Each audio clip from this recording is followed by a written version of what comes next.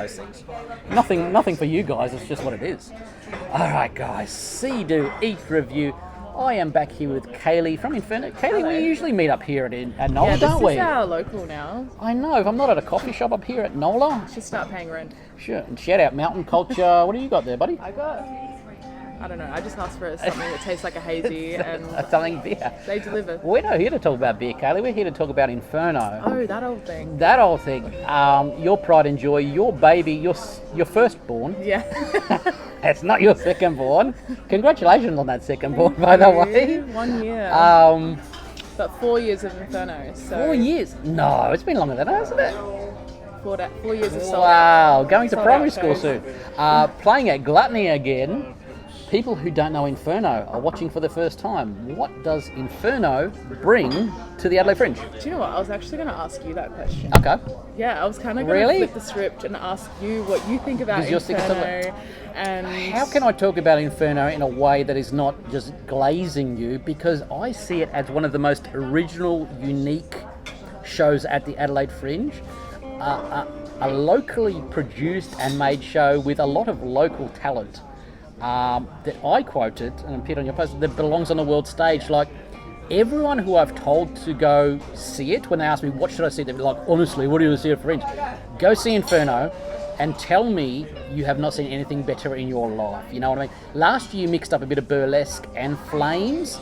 The year before, I think it was a bit of 50-50, and now you're going towards maybe 75-25 flames burlesque, or am I just? Where every act is going to be a fire act. Oh, we have no see, solo and this is burlesque right. artists. This is. See, you're going to see it before because you've been in this before, but see, I'm talking about. I don't like talking about it. This is the home of fire talent in Adelaide. I call it. Yeah, I mean, we definitely like to platform South Australian fire arts, but I think we're very fortunate to be able to showcase the country's best.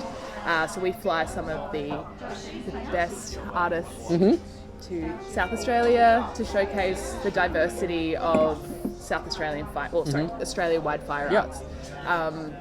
But it started off as South Australian talent, and it got so big that you're going, hey, I want you to see this Australian talent we got.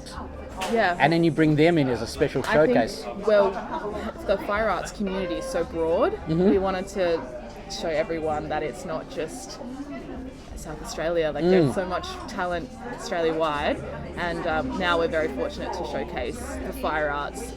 You know.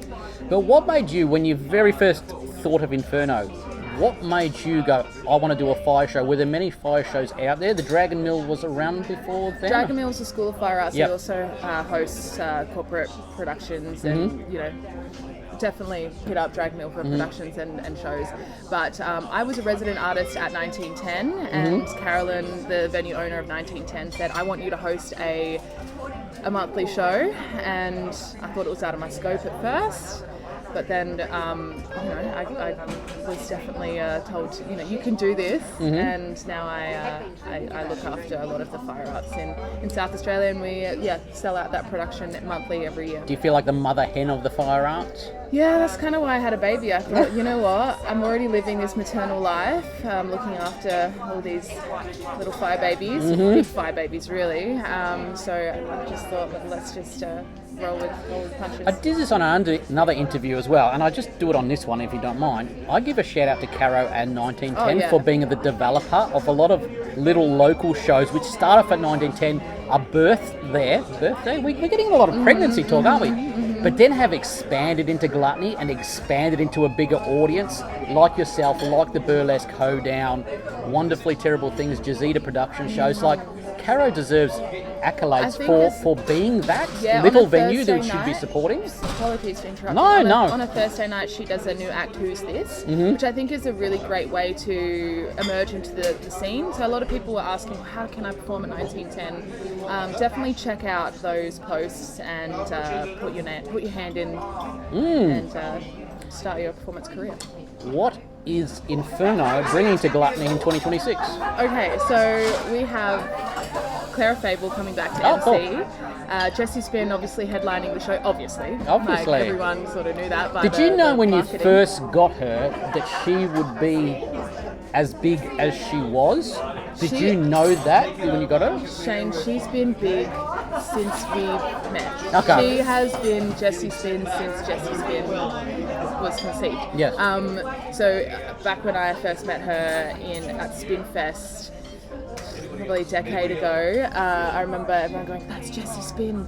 She's got 10,000 followers on Instagram." And back then, that's a big deal when you had. And so she was a part of the Flow Sisters, which was 2 other dancers who would collaborate with her, and then they would do beautiful collaborations of flow arts and fire spinning. And since she created her Phoenix Rising skirt, that's when I think everyone started to notice her, but definitely within the fire community, she's been just remarkable and one of a kind artist, and she's a gorgeous human, you know, outside of all that gorgeous abilities that she can do. She's actually, you know, so kind. I have a similar story where I was talking to her 2 or 3 years ago, not knowing who she was, and I just talked, and very quiet spoken, very polite, and now I curse later that I wasn't talking to her enough, because oh my god, I was talking to Jessie Spin without knowing Jessie Spin, and now I just follow her travels around the world. Like she was in Egypt recently performing, in China. I'm like, oh my god. Don't let the social media fool you. She's actually very down to earth. She's She very is. funny. She's very lovely. witty. Like she's a cool cat, and Yes. if you get her in a corner and, you know, talk to her, She you'll have to was corner her. lovely. She's I just everywhere. didn't know I was talking to the Jessie Spin, and I've got to put the in front of her name. It's like, oh my god, she's wonderful. Who else you got? Sorry, No, Jessie. no, you're fine. The local artists that you know and love, Icarus. Is Icarus Roxy. going to make me cry again? Yeah. Icarus. Yeah, 100%. We've both chosen a song. I pitched a song to Icarus, and she was like, "Yeah, okay, I'll do it," because I think the acoustics of that song would sound beautiful in the Flamingo, which we are yet to discuss. And so yeah, it's a tearjerker. You haven't performed at the Flamingo before. No, this is the biggest venue we've ever ever showcased at. So definitely come along for the ride. Even if you're seeing Inferno for the first time, or if you're a big fan, you come to every show. This is definitely one not to miss. How many seats does that fill? 600. Yeah, double the capacity of our previous shows. In saying that, the atmosphere is going to be off the charts. Yeah. So line up early, get a good seat. Yeah. But we're making sure that every seat can feel the heat. Yes. I like that. Damn, slogans. So yeah, make sure you book your tickets early and line up early so that we can really. Yeah. Icarus, Foxy Roxy. Who else have you got there? Sorry, if I spoil any more. Oh, okay. So we have ecstasis, which is a hooper who's been in the Adelaide fire spinning scene for quite a while. I noticed her when we did an Inferno video shoot. Our first Fringe year, she was just in the corner spinning hoop. But then I noticed her from 𝔸𝕚𝕚𝕟𝕠's performance class, which is a subtle plug. It's a great way to get into fire arts as well, is taking those classes. And she was she did an Inferno, I think it was last November that she did a monthly Inferno, and she has what I like to call stees. Yes. So if you aren't really a part of the flow arts community, stees is I guess a type of flow. You really, have control in what you're doing, and composure. So I'm really looking forward I to. see that a lot, and I'm not a performer, but when they get into their zone and their flow feel, was it flow feel or something like that, and it's just they're one with what they're doing. Yeah. Is that what it is? Well, it's stees. There's some people that can be one with what they're doing, and some people just really Lock in. connect with it all. That's yeah. Foxy Roxy.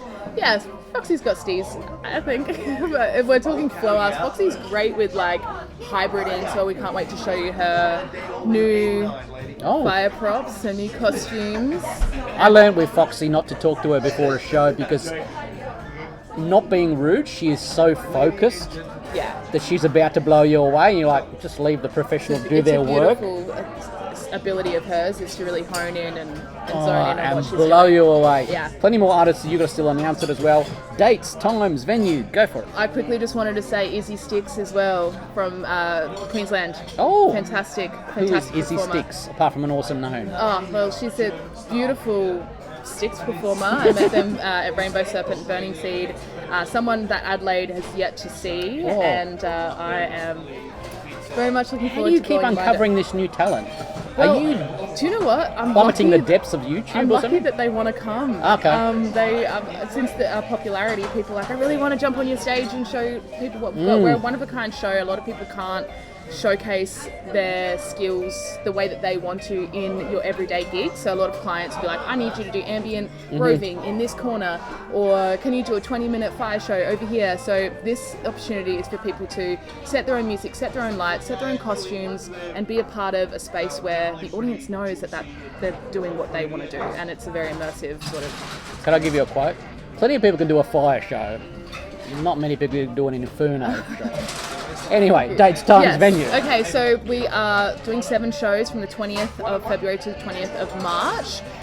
Every Friday, and then we have 2 Saturdays. The Saturdays are on the first 2 weeks of Fringe. So the dates are the 20th, the 21st, the 27th, the 28th of February. And in March, we're doing March 6th, March 13th, and March 20th. That's a memory right there.